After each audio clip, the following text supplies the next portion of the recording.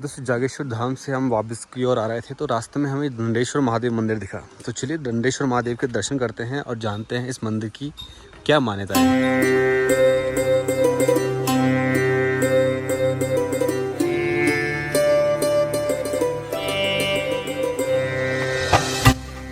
जागेश्वर में 3 धाम है। पहला ज्योतिर्लिंग जागेश्वर, दूसरा दंडेश्वर महादेव और तीसरा है वृद्ध जागेश्वर। और ये तीनों ही शिव के सबसे बड़े धामों में से हैं। क्योंकि दंडेश्वर महादेव का मंदिर जागेश्वर से पहले आता है, लेकिन इनके दर्शन हमें बाद में करने होते हैं। ऐसा क्यों है वो भी आपको आगे बताऊंगा, लेकिन पहले इस जगह की जो खूबसूरती है उसके बारे में थोड़ा जान लेते हैं।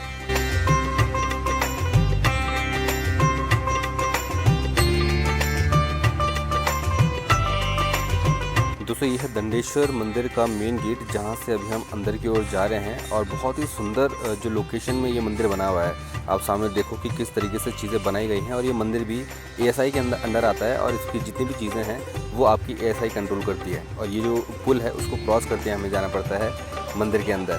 तो चलिए मंदिर के दर्शन करते हैं।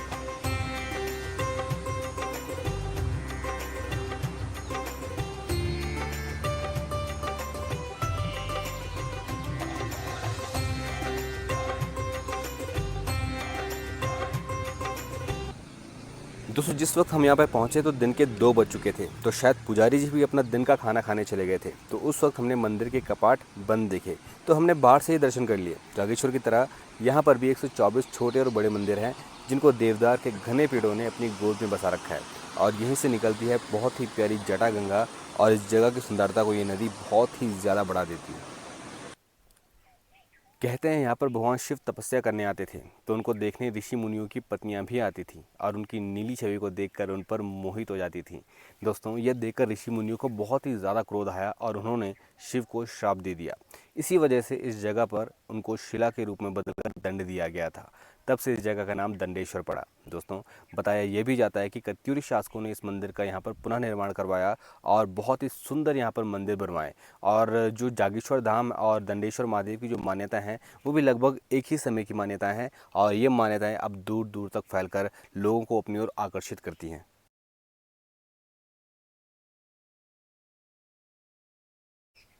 दंडेश्वर मंदिर के बाद हम निकले वृद्ध जागेश्वर के दर्शन करने के लिए। यह मंदिर यहाँ से 10 किलोमीटर की दूरी पर है और यहाँ पर दर्शन होंगे हमें भगवान के विष्णु रूपी स्वरूप के, और जो कि शिव का तीसरा धाम है। दोस्तों जागेश्वर मंदिर से 3 किलोमीटर का एक शॉर्ट रास्ता आता है, जो कि कच्चा रास्ता है। अगर आप वहाँ से पैदल आना चाहते हैं तो पैदल भी आ सकते हैं, और अच्छा जो गाड़ी वाला रास्ता है वो एक लॉन्ग रास्ता है। तो अभी हम यहाँ पर पहुँचे हैं, दर्शन करेंगे जागेश्वर धाम के और आपको बताएंगे कि क्या जागेश्वर धाम की कहानी है और क्यों जागेश्वर धाम इतना ज़्यादा प्रसिद्ध है। तो चलिए चलते हैं। कहते हैं कि यहाँ पर विष्णु रूपी शिव का दर्शन हमें होते हैं।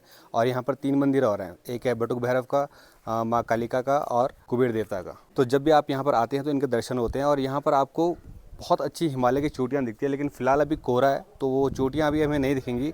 तो चलिए अभी अंदर दर्शन करते हैं भगवान शिव के, उस चमत्कारी शिवलिंग के, जिसका दर्शन करने के लिए लोग बहुत दूर दूर से आते हैं। किंवदंतियों के अनुसार युद्ध के समय एक चंद्रवंश के राजा ने यहाँ एक चट्टान के ऊपर दूध बहती हुई गाय देखी। जब राजा पास गया तो वहाँ एक शिवलिंग पाया।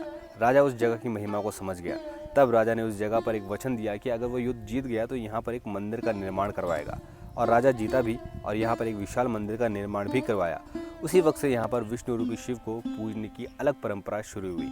माना यह भी जाता है कि यहाँ जागेश्वर आने से पहले भगवान शिव का यह निवास स्थान था। दोस्तों ये मंदिर के गेट से अंदर आते ही हमें बहुत ही प्राचीन शिव धुनी दिखाई देती है। यहाँ पर हवन किए जाते हैं और उसकी जो राख है वो रखी जाती है। साथ ही हमें त्रिशूल और भैरव बाबा का चिमटा भी देखने को मिलता है। इसके जस्ट पीछे एक छोटा सा कुटिया बनाई गई है, शायद यहाँ पे पुजारी वगैरह लोग रहते होंगे। और बहुत ही खूबसूरत एरिया है, आप खुद देख सकते हैं कि कितना हरा भरा और हिमालय की चोटियों से घिरा हुआ ये मंदिर है। और जब यहाँ पर आओगे तो आपको सुंदरता के अलग नज़ारे दिखेंगे। तो चलिए अभी ऊपर चलते हैं मंदिर की तरफ और आपको दिखाते हैं जो शिवलिंग है वो किस तरीके से दिखते हैं। ये कुछ सीढ़ियाँ हमें क्रॉस करके जानी होती है, चूँकि अंदर इस वक्त अंदर अलाउड नहीं होता है कैमरा, तो हम आपको बाहर से दिखाएंगे कि कैसा वो शिवलिंग है। आप जब यहाँ पर जाओगे तो आपको दिखेगा कितना अद्भुत शिवलिंग यहाँ पर स्थापित है। तो आप देख सकते हैं बाहर से ही कितना प्यारा मंदिर लग रहा है और इसके अंदर ये शिवलिंग विराजमान है हमारे भोले बाबा।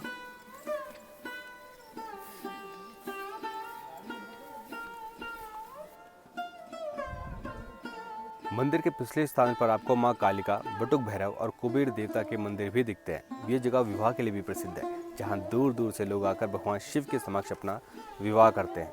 कहा जाता है कि महिलाओं का एक विशेष उत्सव के लिए संतान प्राप्ति हेतु पूरी रात भर अपने हाथों में दीपक जलाकर मंदिर प्रांगण में खड़ी होकर प्रार्थना करती हैं।